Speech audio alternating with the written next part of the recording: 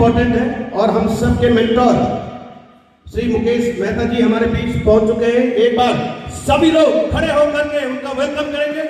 Shri Mukesh Mehta ji and Shri Mahi Devi जी।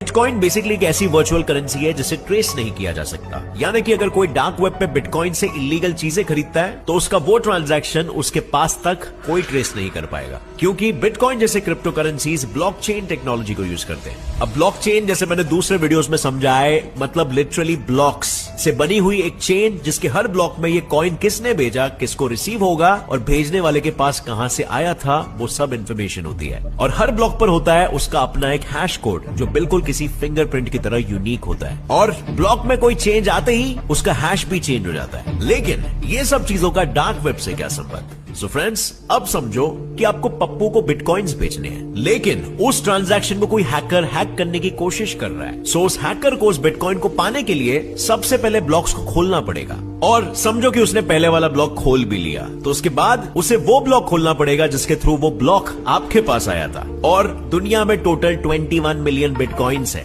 तो वो bitcoin की हिस्ट्री किसे पता क्या रही होगी? मतलब हैकर को अभी से लेके उस बिटकॉइन की पूरी हिस्ट्री खोलनी पड़ेगी, लेकिन जब तक वो सारे ब्लॉक्स को खोल खोलकर सबसे आखिरी वाले ब्लॉक तक नहीं पहुंचता, तब तक उसे वो बिटकॉइन नहीं मिलेगा। और इसीलिए डार्क वेब पर ट्रांजैक्शन करने का सबसे सेफ तरीका है क्रिप्टो करेंसी के द्वारा। लेकिन सिर्फ डार्क वेब पर ही नहीं, बल्कि रियल लाइफ में भी ये सबसे सेफ ऑप्शन है, क्योंकि इसी टेक्नोलॉजी के कारण ऑनलाइन फ्रॉड होने के चांसेस निल हो जाते हैं। लेकिन माइंड किया था